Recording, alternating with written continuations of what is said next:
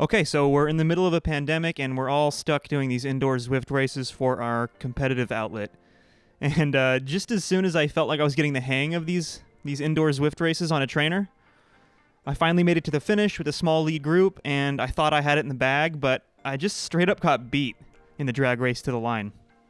Just a bad day, I thought. But a few days later, same thing. Lead group, 200 meters to go, and again, just beat in the sprint. And it wasn't from a lack of effort, trust me. So I took a closer look, and I realized that my power was off in the sprint by like easily 300 watts. Even though my power meter was calibrated and I felt relatively fresh with about 200 meters to go, there was just something about sprints on an indoor trainer that just felt harder than riding outside. So with everyone stuck inside, Zwift racing, while the season's on hold, I thought I'd dive into this topic a little bit and try to find out why you can't sprint on a trainer.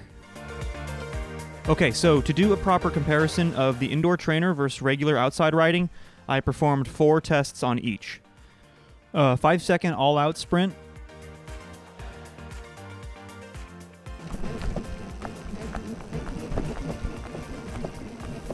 1-minute anaerobic effort, a 5-minute anaerobic effort, and finally a 20-minute FTP test.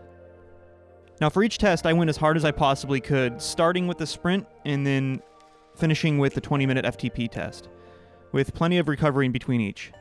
So starting with the trainer, which, by the way, it's a Tax Neo 2, I recorded power with the crank-based 4-eyes dual-sided power meter installed on this BH Ultralight.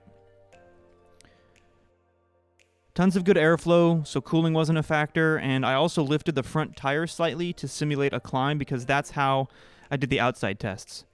Speaking of which, the outside tests were done after a rest day, so fatigue levels were the same in between the trainer and outside tests. And also the outside tests were on the BH Ultralight with, you guessed it, the same exact power meter and equipment.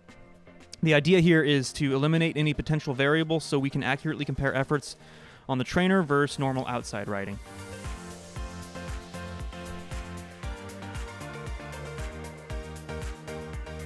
And here's what I found. Purple is power in watts, and I threw the heart rate in red just to show that I was doing the same maximum effort in each test. So I won't discuss every number here, but I'll say that doing all this in 2 days was pretty damn grueling, and saving the 20-minute test for last was probably a bad idea. I was completely exhausted by the 20-minute FTP test. So after you're done clicking the subscribe button for my pain and suffering, I'll give you a second. Take a look at that bottom row. As I predicted, outside riding was in fact faster in every test. The 5 and 20-minute results were pretty much the same though, so I won't be talking about those, but check out the 5-second all-out sprint and the 1-minute anaerobic efforts. Close to 15% difference for those, which is the difference of hundreds of watts when comparing the trainer efforts to the outside efforts. Pretty insane. In fact, I wanted to make sure it wasn't a fluke, so I repeated the 5-second efforts, and I got pretty much the same result in the second run.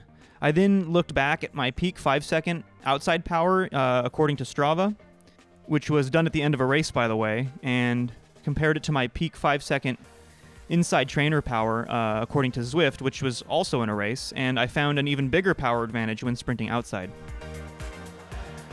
So why was I able to generate substantially more power outside during the 5-second all-out sprint and the 1-minute efforts when compared to the same indoor efforts on a trainer? In other words, why do my Zwift sprints suck so bad? Well, I was using the same equipment, the same warm-up protocol, the same cooling, the same testing protocol, the same fatigue level. Really the only variable here is the trainer itself.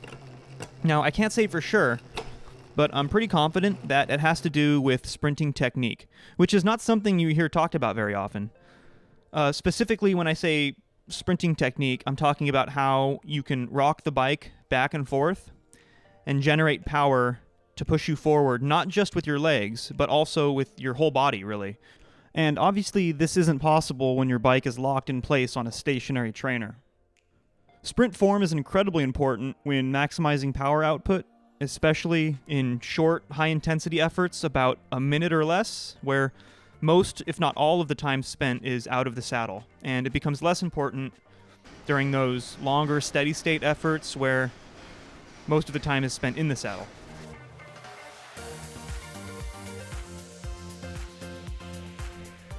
Okay, so I'll leave you with this. If you're buying a trainer for longer intervals or just casual Zwift racing, really any stationary smart trainer, you should be good to go. However, if you want to be competitive in Zwift racing, and especially if you want those skills to translate to real life out on the road racing, then you should seriously consider one of those products that allows you to rock your bike and your front wheel back and forth. I've never actually tried one, but it seems to me like this will best simulate the most accurate road feel and teach you better form when you're sprinting or attacking. If you've ever used one of these, let me know what you think down below in the comments. And as always, thanks for watching, guys. I'll catch you at the next one.